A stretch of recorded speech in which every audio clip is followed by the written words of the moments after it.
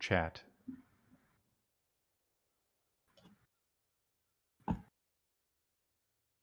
Yes, that's Inferno. So we can hear you and we can see you.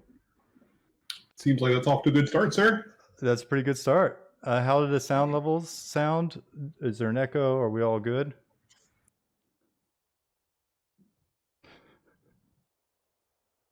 Sounds fine. All right, man. Then we'll get to this. I know you've got a limited amount of time, and you've got to hop out of here in less than an hour now. But I figured I'd rather get you on for a little bit of time than wait and maybe not get you on at all. So you know what? If you have fun, we'll definitely have you back whenever you want to come.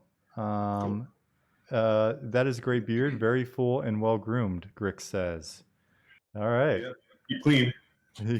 Fans already. All right, so Rich, I gave them the bio that is super abbreviated version of what you've done, but you know, people are naturally going to be curious about sort of what you've done in the past, especially what you did on EQ, and then after our time working together, what you did there and what you're doing now. Sure. Alrighty. Let's see. EQ. I think I was one of the first designers hired with any experience working in game development. I came on sort of mid Lucklin, right as Velius was folding up. Interviewed with Bill Coyle and Gordon Rand and some of those guys. And I don't think there was much in the way of game development experience on the team at that point, which was interesting. Yeah, so at that point, I've been working in games since maybe early '93. Worked on a few different things. So looking back, I was 100% no genius then. I'm not sure I'm a genius now, but yeah, it was weird in that I had some experience. So yeah, I'd worked on maybe the most relevant thing was a dial-up game for something called the Imagination Network, where you jumped on your phone, attached it to a modem, and called up and played a Bard's Tale style role-playing game. That's where I got my start there. It was called Shadow Eusebius on the Imagination Network, which was a long ass time ago now. Then worked on a couple of box games that were for PC. Worked on a Duke Nukem style Eradicator game at Accolade. Went over to 3DO for a little while. Worked on their High Heat baseball game. Shipped a version of Gauntlet for the PlayStation 1. At that point, rolled over to Sony. So when was that? I guess that was 2001. Yeah. So, yeah. Stayed on EverQuest between Lucklin, Plains of Power, Legacy of Kesha, then Lost Dungeons of Norath. And I saw with your conversation with Hartzman, at least, you already talked about the interesting transition from EQ1 to EQ2. Yeah, that was a fun weekend. Yeah, it definitely was. So yeah, somewhere in, I don't know, let's guess it was mid 2004, I got shifted over to EQ2 and stayed at Sony for a good 10 years. Did EQ2 for a while. I guess I was the creative director on that at launch. Didn't really stick around for it too much after launch. Hartzman had it well in hand. We made a PlayStation 3 launch title called Untold Legends Dark Kingdom, which was hilarious on a bunch of different ways. That was a game we didn't really have an engine for. Discovered we were going to actually build very close to the time it needed to be launched. There was a lot of people who left the team at different times. We designed a bunch of systems that never quite worked because they never got implemented all the way. Maybe high potential, but maybe needed 3 times the time it actually had to ship. Worked on V1 of free ROMs for a little while. Worked on V1 of EverQuest Next before it got sort of canceled and then eventually rebooted in the voxel form. Then after about 10 years at Sony, moved on to some other things. Went to Crystal Dynamics after that, did 4 years there. We were working on new IP that never actually shipped. Worked on Rise of the Tomb Raider though there. Got into mobile games at that point. Moved over to Machine Zone. Worked on Game of War and Mobile Strike as head of game design and executive producer there for a while. I realized I needed to sleep sometimes, and if I was awake when I was working at Machine Zone, I was at the office and probably getting hollered at. So I went over to Big Fish Games for a couple years. And then about 10 months ago, I moved over to EA. Working on mobile games at EA, head of game design for a mobile games group. Cool, man. Yeah. So quite a history. No, man, it's good. Ryan Barker is in chat. He is Kadarian. Katerin, not Kadarian. Katerin. Sorry, Ryan. I just say Ryan. It's easier. Yeah, man. So when you got to EQ though, you were. I was telling them before you got on. I was like, yeah, he was one of the few people that I had met during that period that wasn't either part of the original team, who wasn't part of the original team, who had actual experience in the industry. The rest of us were all like apprentices that came up through like CS and things like that. And it was my understanding though that you came with not only game design, game development experience, but you were also a high-end player. Yeah, that's definitely true. Yeah, it was interesting coming into Sony in the first place. I'd been playing role-playing games for a while online, like Ultima Online, for instance, was something, but nothing ever was nearly as satisfying as EQ when it came out. So EQ really made me feel like I was in the world in a way that nothing had up to that point. And it doesn't mean other things weren't cool, but nothing had that sort of that shared sense of place. That hey, here's me, I'm running around a place, and Lower Guck is a real place that I could talk about with my friends, and we know what we're talking about, what they mean, you know, what's the difference between that and you know the local supermarket. In some ways, it feels just as real. So yeah, I jumped in, started playing pretty seriously from the time it came out. In a lot of ways, it probably hurt my performance of other jobs because I was all about the EQ. And yeah, so a couple of expansions came out. Played the hell out of Kunark, played the hell out of Velius. And a friend of mine who I'd worked with at 3DO, Roy Eltham, actually I worked with him in a number of places. Now I think about it. He was an engineer who'd come down to EQ. He had worked on Show EQ, got Smed's attention that way, and he was a programmer there. And at some point, he's like, "Hey, man, why don't you come see it all working down here?"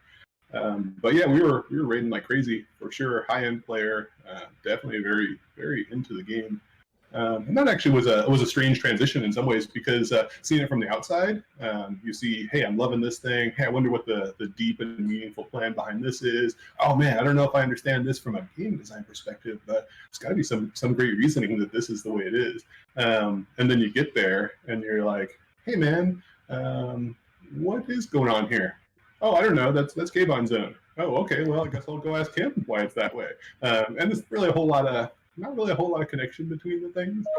So it was a little bit of both amazement that it worked as well as it did, that it was as immersive as it was, and also shock that it actually worked at all, because there was a whole lot of super passionate, super engaged people kind of doing their own thing somewhat near each other and then shipping it. So yeah, it was exciting. Yeah. It's funny because I've actually noticed that as a trend in my career. I'm like, oh, this company's probably got it figured out. I mean, they're like the number one at whatever they're doing or whatever. And then you get there and you're like, okay, I've seen this before. Which it's kind of reassuring, you know, because it's, in one hand, it's kind of weird to think that there are these super geniuses somewhere and it's like, oh man, I could never match that. But then you look behind the curtain and you're like, oh, they're dudes making something that they enjoy or whatever. So, and I've totally I always talk about Roy. I love Roy. He's such a rad dude, but I forgot that you guys were guildmates. And then you brought in Big John Troy, another guildmate, right? And really just three great guys. There's some questions. Oh, sorry. Yeah. No, go ahead. Just so much of that team hiring was sort of relationships. There were a lot of folks that either you knew from the GM pit, but they were in the GM pit because they really gave a damn about the game. Of any place I've ever worked in, and I've been doing games for a while now, there was no other game design team who just was all there because they really deeply gave a shit about what they were doing. And it was a lot of different things. There were the super lore nerds, there were the raiding folks, there were people doing all sorts of things. But there was no one working on that team who wasn't really just all about it. That was what they were doing in San Diego, sort of period. And I think that was great. That was inspirational.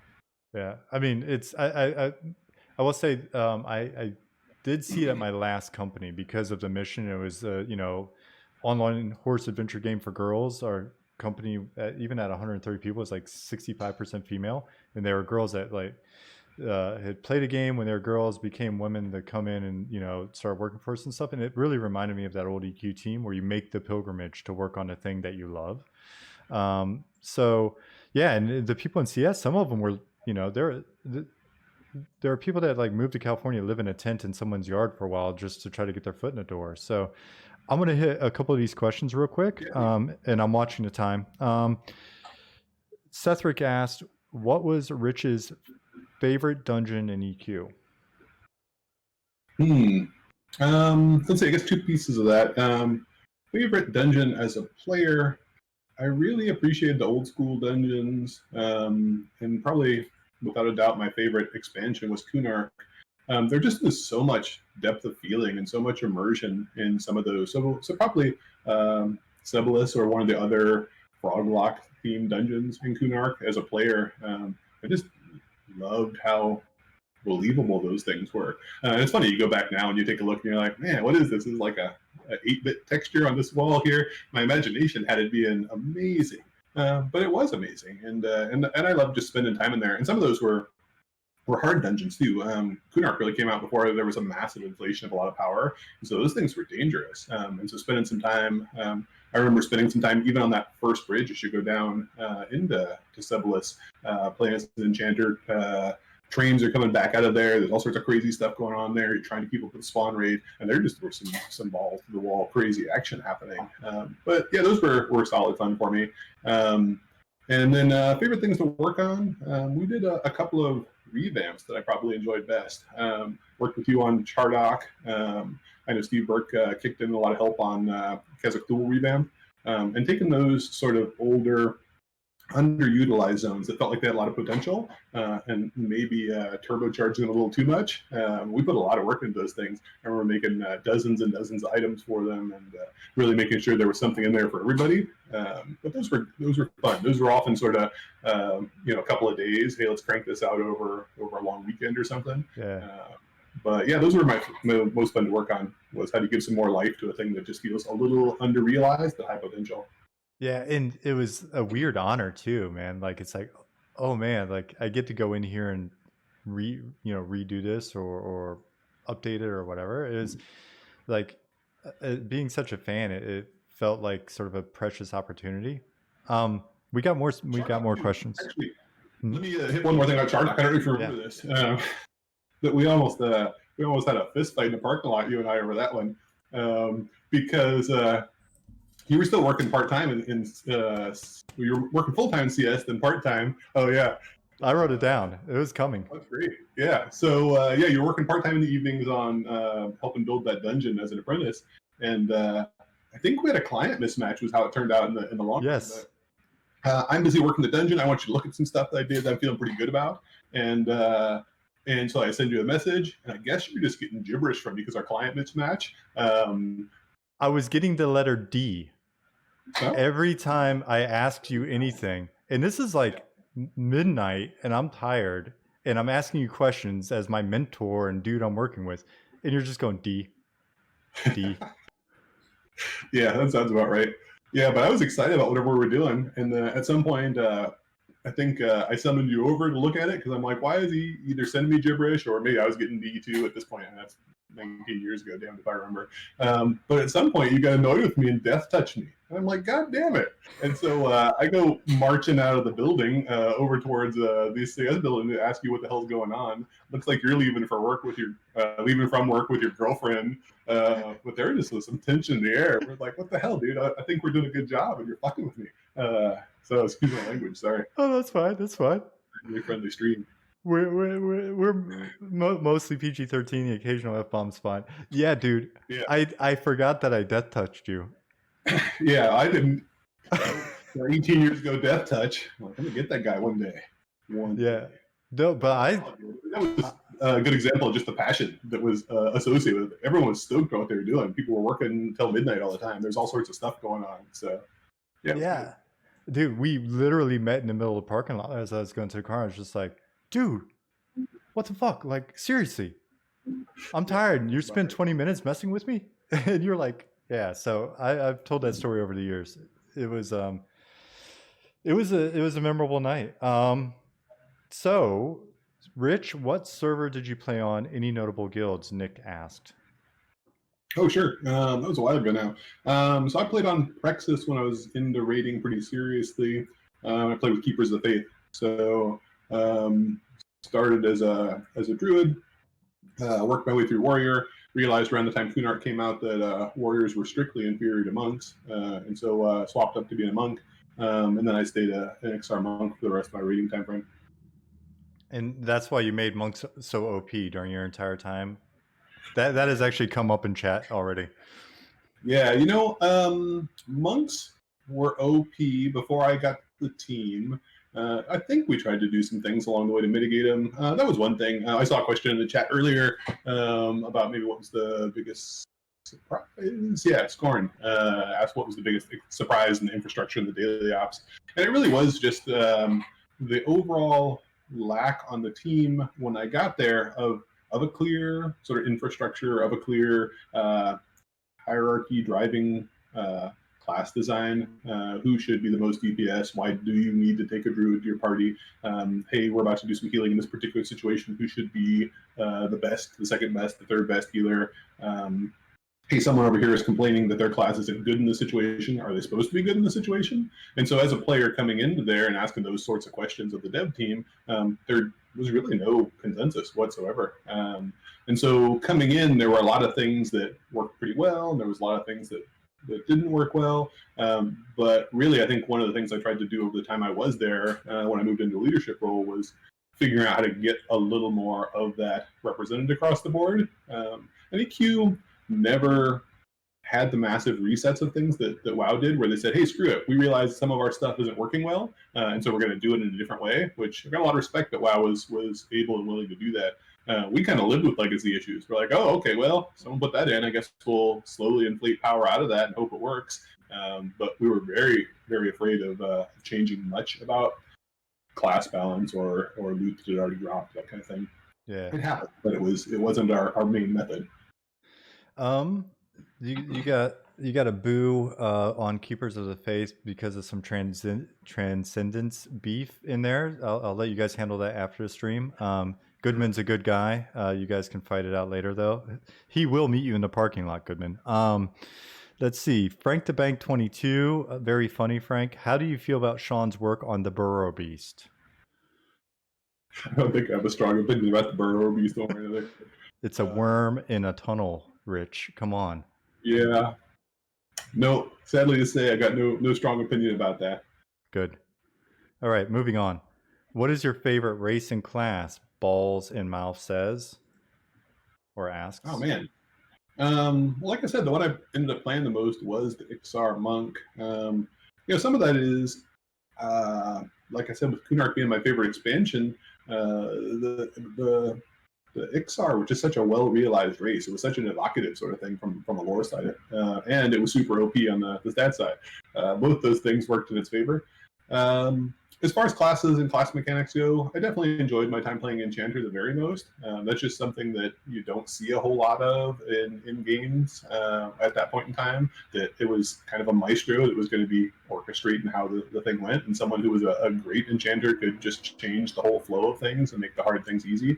And a lot of times you group with a shitty Enchanter, and it didn't go very well at all. And so I like that one because it just was a highly skill-based class with a lot of interesting but subtle tools at that point in time.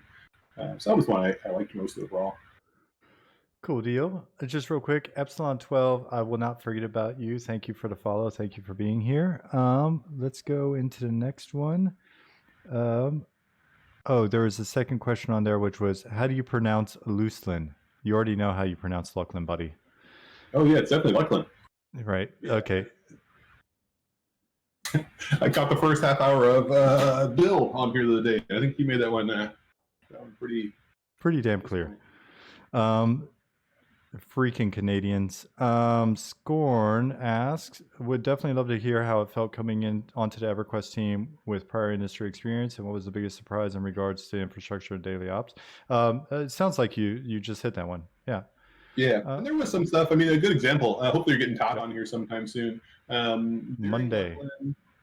During Luclin, a good example of how we solve things. A lot of times, it was the loudest voice in the room, and Todd was happy to holler about stuff, which was great. There's definitely some entertaining stories there. But I remember, I think we were putting in a feature, probably it was mounts at that point in time. And there was a lot of debate on the team. Some people on the team were the high-end hardcore players. Some of the people on the team were a lot more sort of soft and, hey, this is a game for everybody sort of players. And so we were debating what the price for mounts should be. And Todd had a very strong opinion about it. People were arguing about it in the hallways, and that's just how it sort of worked. And eventually he's like, just sort of hollered a bunch. Everyone send me your opinion about what it ought to be. Send me an email. Don't send it to everybody. Just send it to me, and I'll collate it and tell you how it turned out. And bizarrely, it turned out exactly the way Todd wanted it to. But that was a good example of just how stuff got figured out sometimes. Someone would slam a chair, someone would holler about something. Sometimes there'd be a super reasonable discussion about it. Sometimes absolutely no one cared, and whoever cared most just figured it out. But there just wasn't much consistency to that kind of thing, and it was often hilarious. I totally forgot about the occasional chair toss. Yeah. We don't do that in meetings anymore.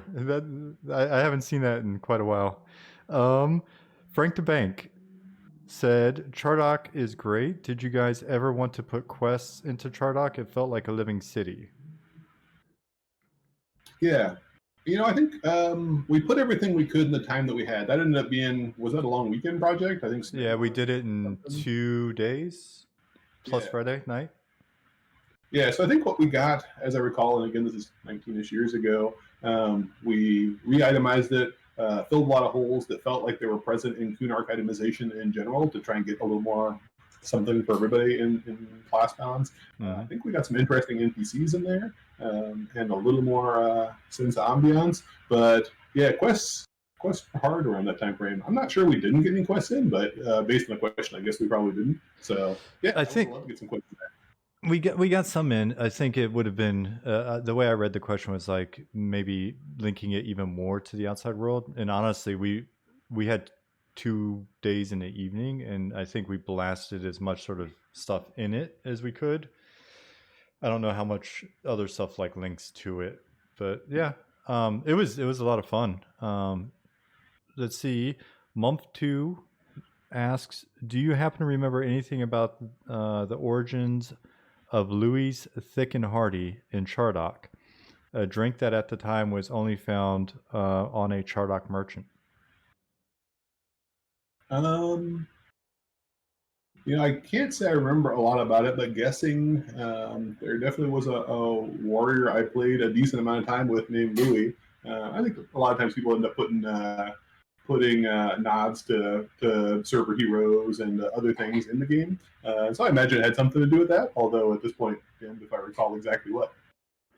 Yeah, so we've had this question before, and I know a little bit about the background there. We'll come back to it at one point, but if you want to go ahead and mention it in chat, we can also scan it as we're going through the questions. It's a cool story, and it seems somewhat plausible. Epsilon 12, what were the discussions at the dev table on enchanters? No other game has ever come close to this type of mechanic. Still to this day, it's one of the most interesting ideas. Yeah, that would probably be a question for one of the original team members, because enchanters were definitely there and had their role by the time I got to the game. So other than trying to make sure they had a role and a decent spot to be in the game, some because that was the right thing to do, and some because anyone you didn't get right was happy to wreck you on the message boards nonstop. We had a high level of motivation to make sure everyone kept a space and something to do. But yeah, enchanters are amazing, and I'm glad they're there. So whoever thought of that, hell yeah. Yeah, maybe I'm going to dig and see if I can find some of these guys. I didn't really know them well, so it's a little more of a stretch for me to reach out. But like Jeffrey Zatkin and Ryan Palacio and those guys, I think they would be the ones that would know. Nick. So good. I was just seeing what Monk had to say. That land center. Owner played a dwarf warrior named Louis. He always tell us that they named them after him in Chardock, which we thought was so cool, but I never knew if that was true or not. Just bragging because we were kids. So that's exactly right. So Louis played on Prexis, was in my guild, good guy. He ran that land center for a while. moved on to some other things. But yeah, he was a real central figure. On Prexis. I remember at some point we had an R&D group, not associated with our team in particular, on the EverQuest team, but they were just sort of looking into interesting things that might benefit our games. And I remember at some point they started not tracking what was said in messages, but just who was sending tells to who, and making kind of a network graph so you could sort of see how much influence people had. And it was interesting because your average person's talking to 3-4 people a day, or maybe they're talking in their guild.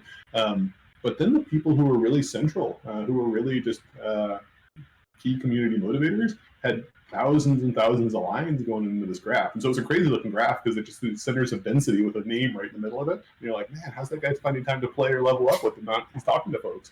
But yeah, Lou was that kind of guy who just was figuring stuff out, whether it was dragon rotations early on, or just always bartering and politicking and doing stuff. Hopefully he was a force for good, but he certainly was in the middle of it.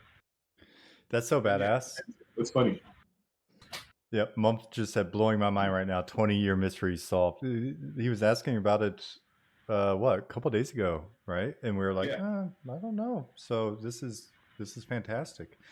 Yeah, it's funny too, in that it keeps you in touch with people as long as you do. Because I still have a certain amount of friends I run into, people who reach out to me sometimes. But that guy who ran that LAN center, I played with him daily for years. A guy named Charles, still keep in touch with that guy. He's living out in Vegas right now. I don't talk to him every day by any means, but every so often there he is. When I took this new job at EA, before too long, I ran into another guy from my server who my boss is talking to me. She's like, "Oh, I think I know this guy. Do you know him?" I'm like, "Oh yeah, we spent 3 years raiding together." That guy. It's funny that small world we're running each other, and he'd been living in Sweden at the time. So he'd been working for DICE in Sweden, moved out to DICE LA. Just the sort of the world doesn't have a whole lot of borders when you're playing EQ. I guess at worst it's got some time zones. Right. Exactly. Yeah, I love that about EQ. Because 20 years later, why should I know a lot of these folks still? I don't know a lot of the people I met in WoW because it was more sort of short-term transactional. But when you're spending hours and hours and hours having ludicrous shit happen to you in a dungeon while you got your nose tucked into a spell book, wishing you had some mana or some health, wishing another spawn was going to happen, you got time to catch up with people, which is amazing. Right on. And sorry, like if I seem like I'm just immediately going, okay, next question. I'm just really trying to make sure I respect that time limit and we get as much of Rich Waters as we can at the moment. We're gonna have to get you back there for sure. Too. I could be No. Don't be more focused. It's perfect. Rock Karen, thank you for the follow. I'm gonna read out some more questions. Don't be focused. Just you're doing amazing work. You're doing God's work right now. What we'll do is we'll just get you back in here so you can continue to be unfocused. Let's see. Butterbone? I'll correct that name later, but thank you for the follow for now. Nick asks, Rich, what feature or piece of content were you most proud to get into the game?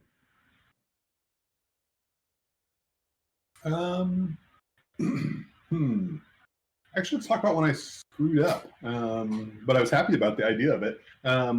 Much like a lot of those other things that we managed to cram in a reasonable short time frame. I think Hart's been talked about putting in focus items as one of his early things in the game. That was something I know on the dev team we were talking a lot about. How do we make it so that when you go and raid, a caster has as much that's worth picking up that is going to really change their stats in a way that all the equipment-based classes have. And that, I guess, didn't really just apply to raiding. It also applied just in the world. What are you going to pick up? What are you going to chase as a wizard that means as much to you as getting a short sword to the Kesha or that kind of thing? So we arrived at focus items. And I think it was a good idea overall. Scott was coding it up, and I was super excited about it. We were mostly like cramming it in over the course of a couple of days. Unfortunately, didn't give it the long-term thought it probably needed. So we put some stuff in, made a nice little chart of how things scale up and what you get where. And everything looked pretty good on paper. The downside to it was, 14% more damage boost isn't really that much less than 16% more damage boost. And so instead of chasing the highest end stuff, people all rolled into low end dungeons and were like, screw it, 14% is good enough for me. And so suddenly I have a whole bunch of level 50 characters rolling through level 12 dungeons, happily trying to get whatever focus item worked for them. So that's something that I think was overall good for the game to get focus items in, at least as far as an idea went, but probably needs some more time on the test server to see how people were actually interacting with it and go, oh shit, that was obvious. Perhaps we could have given that a little more thought. In some ways, I think maybe a more elegant implementation was the way WoW eventually put things in with an item rating, and so you needed a certain rating as you leveled up, and this item definitely had more rating that translated to an actual bonus. Sorry, I'm sort of rambling here. But yeah, it was a much more scalable system that had a lot more thought into how that's going to interact and why high-level players won't steal the great stuff that low-level players wish they had. But yeah, it's one thing I enjoyed working on. Otherwise, though, man, so much that we did in those couple of years was just crammed in a lot of interesting stuff in a very short period of time. And I gotta say, I really loved working on it in general. Yeah, I don't know. Sorry. No, not at all, man. It's amazing looking back at just how much we did, how fast we did it. It was a very dense few years, but it was a lot of work. But man, it always felt really rewarding. Yeah. All right. So now I'm rambling. So next one is Elsewhere 72. When Beastlords first launched, hand-to-hand had a higher skill cap than other weapon skills, but was changed sometime afterwards. What was the thinking behind this? As far as you know, no other classes had anything similar happen. Yeah. I wish I had a good story about that. I don't actually recall why that was. Remember working on Beastlords and trying to find a role for them. Classes in general in EQ filled the roles so well that it was hard to find a niche to tuck something in that actually didn't step on somebody else. But yeah, the actual hand-to-hand thing could have been anything from an oversight or a small bug to seem like a good idea and then cause the problem in live.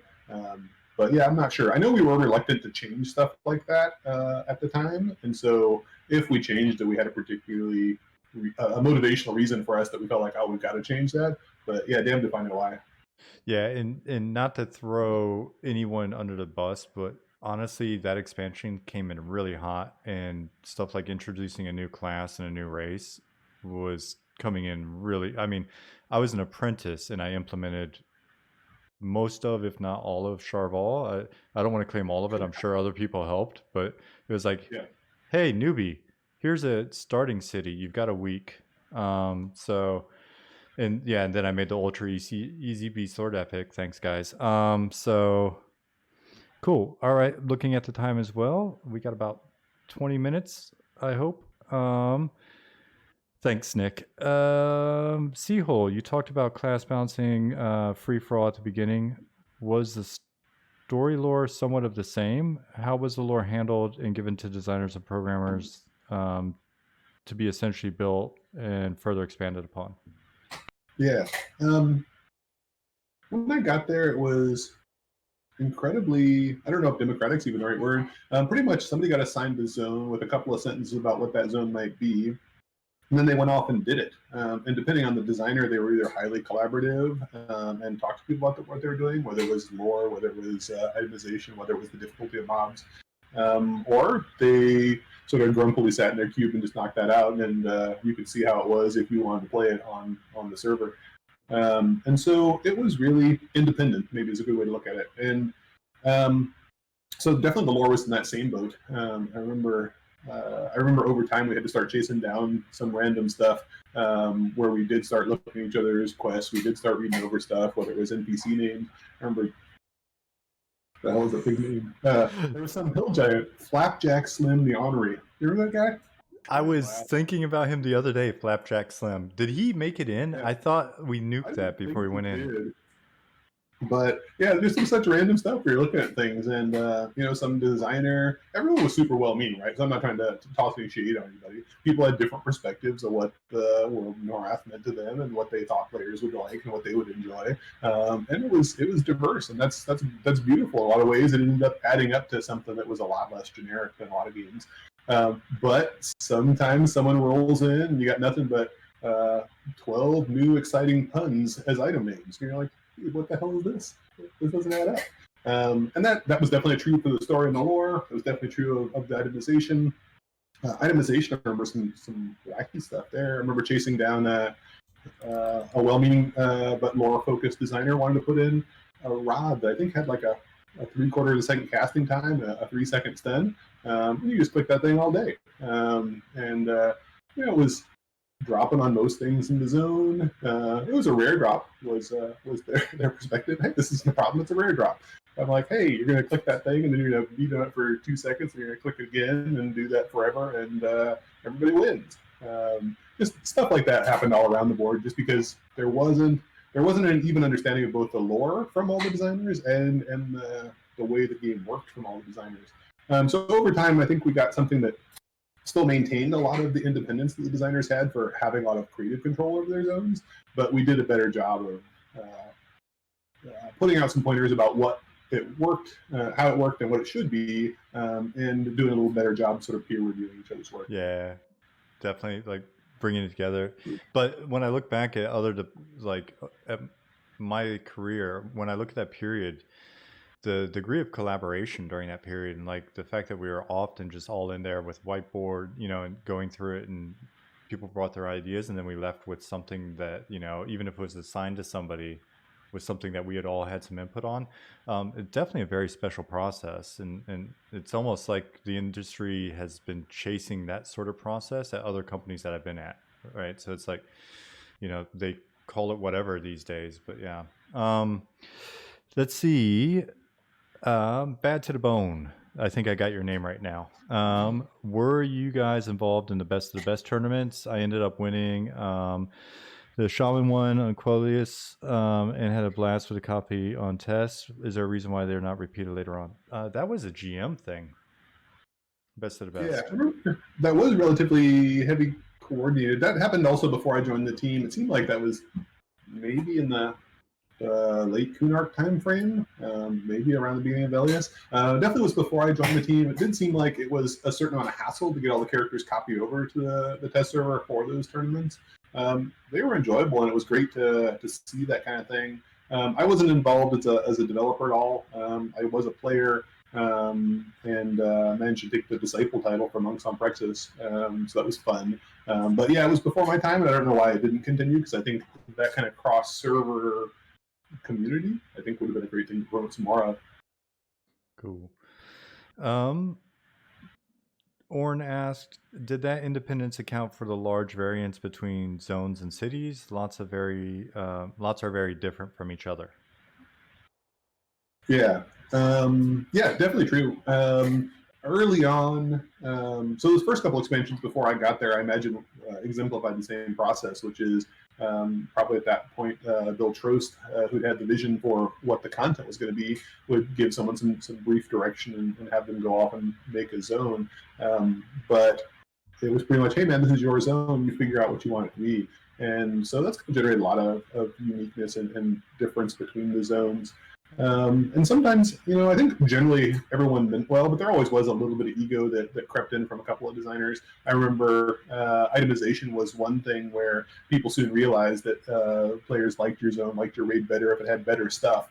This was at times some inflation going on, at times some, oh yeah, he put in a sword with these stats, screw that, mine's 15% better. And that wasn't the common experience. I can think of a couple guys who indulged in that here and there.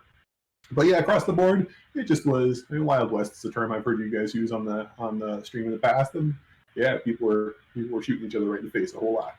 Some of it was mean, some of it was not mean. Largely, it was well intentioned, but it was hilarious. It's what happens when you get a whole bunch of 20-something-year-old folks doing something they're excited about. I'm amazed it worked, and I'm happy it did. But yeah, it was hilarious. I think if EverQuest had wanted to be majorly successful, we would have followed everyone around with video cameras and made a reality show, because those were some of the most entertaining days of my lifetime. I wish we had more of those captured. Absolutely. Yeah. All right. So I think we made it through all the questions that have appeared from the moderators. Thank you very much, Bunny and Scorn. This is a huge help. I appreciate that you do it. Brent Copeland, thank you for the follow. Ryan loves you, as do I. Rich. We're so happy to see you. You're a beautiful man and you have a beautiful office. Let's see. Hey. What other questions do we have? Well, we still have officially roughly 14 minutes. What's going on, chat? Yeah, I need to catch up on. I saw Bill Fisher was on. I managed to watch about a half hour of that. I watched Ryan's stop in. I thought it was great. It was good to see Hartzman there too. So I'm glad that you're getting this together. It's great to sort of hear from different perspectives how things went. I thought one thing that was interesting that Ryan said last week was just how would this have been in the day of sort of modern media and online presence and that kind of thing? How would the fire right hand thing have gone if Twitter had been available? Yeah, because so much of what was interesting, I think, not only on the dev team, but just was the interacting with the players, was you had people internally who were going to often tell you what you wanted to hear. You had the high-end guilds who were maybe outspoken on some things, and so you get to read what they thought of your content on their front page. And those guys were 20-something, the old guys too, so they were no more clever than we were, and certainly not any more subtle. So that was good fun. I'd be really interested to see. I guess we do see how hard it is in the modern era to manage communities correctly, to interact with them appropriately, and just how mean the internet can get. I remember a particularly funny thing that you pointed out to me. We put in something new as a high-end raid, and I think's front page had an awesome paint stick figure drawing of me. I had a giant red afro and a tiny dick. And like a big arrow point. Rich Waters, lead designer EverQuest, responsible for this piece of crap. And yeah, that was good times. I wish I would have saved that. You can still find it. I've looked it up because it's two stick figures. And in all fairness, the stick figures had fairly decent sized penises. And we were a small penis in that picture, but we were breakdancing while the cursed was killing every stick figure in the background, and stick figure parts were everywhere.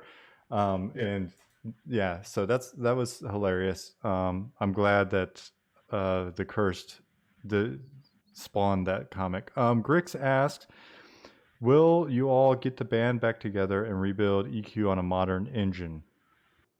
Oh man, that'd be exciting for sure. I'd love to see another EverQuest style game. Lots of folks trying that kind of thing. It's hard to say though. Getting the band back together. I mean, the band is now 15 years apart in their careers wherever they are. You moved off to Sweden and became an executive. Scott rolled off and became an executive. There's a whole bunch of people who are still building games, but they're building them all over the place now. A lot of them over at Amazon, a lot of them down in San Diego still. So I don't know if it's reasonable to get the band back together. But yeah, those are definitely folks that whenever I get the chance to work with them again, I would certainly jump at it. Absolutely. And then Keebs asked, when are you coming onto Aerodune to join our guild? It's called Cozy. It's a very nice guild. Yeah. Sure. That's a good question. Last time I played EverQuest, it didn't work for me as well as it might have. I think I started a troll and I walked out in front and walked into the water, and my swim was more or less none. And so a spider killed me, and I'm like, God damn it. And dude, jumped back on since then. Dude, totally different experience now though. With the TLP server, there's people everywhere. It feels like logging in and playing back in the day. I'm not bullshitting on that. It has been such a fun experience. So if you ever get the time and you're down, just hit me up. We can sneak you in here. So we need a monk. Let's see. We're down to, I got like 9 minutes. This is a big question. I think I already covered it. Yeah. So Brent Copeland asks, got here late, but what do you think about servers like Project 99 being blessed by Darkpaw? Yeah, I think those things are great. Anytime players are trying to do a community-driven thing, anytime it's getting a chance to put their own spin on the game, I'm a huge fan of that stuff, whether it's resurrecting older servers, whether it's putting your own spin on sort of player-generated content. I think it's great when you, to some degree, not open source that, but let people get in and do what they want to do. At this point, EverQuest is a thing that meant a lot to a lot of people, and so letting them do something with it and play it the way they want to see it, I think that's wonderful. So I'm a big fan of that being blessed. Right on. And Nick asked, Rich, did you like to play any other SOE games besides EQ? You know, EQ was the one that I definitely loved. I dabbled in a couple of other ones, but during the time frame that I was working on EverQuest, EverQuest was what I was all about with my free time for sure. After that, I played whatever I was working on, but nothing ever grabbed me to the degree that the original EverQuest experience did. It's actually interesting that I was there for 10 years, and when I think of weird stuff that happened to me or things that are worth talking about, it's almost always that first 4 years on the EverQuest 1 team, leading up to the awesome transition to EQ2. And there's nothing wrong with those other games, nothing wrong with those other teams. It just that's where my heart was, and that's where a lot of the gold is, I think. Yeah, it was crazy. Zemus asked, what is your Street Fighter V main? Oh man, I'm not playing Street Fighter V right now because I'm stuck at home and don't have any humans to play with. But yeah, if I'm playing Street Fighter, I'm probably playing Zangief. All right, we'll have to see from Zemus whether or not that was the right answer. Cool, dude. So we have a couple more minutes before you got to leave. You know what? We can look and see if there's any more badass question, but if not, then I just want to say thanks a ton for coming in. Especially you just sort of like let me know, hey, I can come in. We locked it down pretty quick. I'd love to get you on for more time at some point. I think this discussion will probably allow some people to think of some more questions. Feel free to pop in to chat on Twitch whenever. Sure. Here most days for the time being. And if you get the urge, it's a quick install. Yeah, I'll definitely be tuning in and seeing as more people are coming on. I saw your list of potentials, and there's definitely a lot of people I'd love to see what they're thinking about things, see what they're up to these days. Because there were just a lot of wonderful humans somehow in San Diego at that time. So. Cool, dude. Well, I know it's a few minutes early. I'm not trying to get rid of you, but I am trying to respect your time. So, yeah, man, like I really appreciate you being here. Do you still have to run, or did your meeting get canceled? I heard it beep in the background. I've got about another 7 minutes before I need to jump out. I don't know who did the Necro Duck Stick. Is Inferno? Man, people's names are always tricky to figure out. Inferno X. I don't know whose idea the Necro Duck Stick was. There was often a whole lot of independence on the art side of things, which is great also. Sometimes some interesting things came out of that.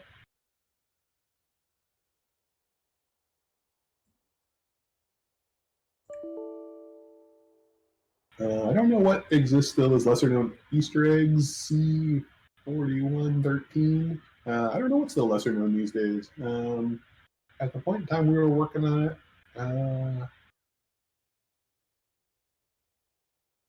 Sorry, ungratifying answer on that one. Easter eggs. That's a while ago. So I had some weird errors pop up on my end, but hopefully chat, you guys didn't hear it. It seemed to not affect you, Rich. I don't know. We'll see. Bitrate looks normal. I just clicked them all closed. But yeah. Well, shit. All right. I think that pretty much pulls us to the end, and this will give you a few minutes. I got a bit lagged out. Okay, yeah. I had just like a slew of errors I've never seen before pop up.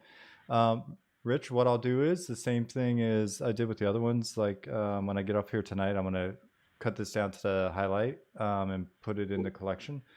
And if you think of anything that we missed or whatever, let me know, and then we'll talk about maybe when's another good time for you to come on in a little more relaxed pace, and then we can bullshit a little bit more. Cool. Well, appreciate having me on. Hopefully it was interesting for somebody. Always good to catch up. It's odd that it's as long ago as it is now. I was like, man, I hope I remember something about EverQuest because that's 15 to 20 years ago now. So. Yeah, dude. Cool. It's great seeing you, dude. Yeah, take care. Bye, Rich.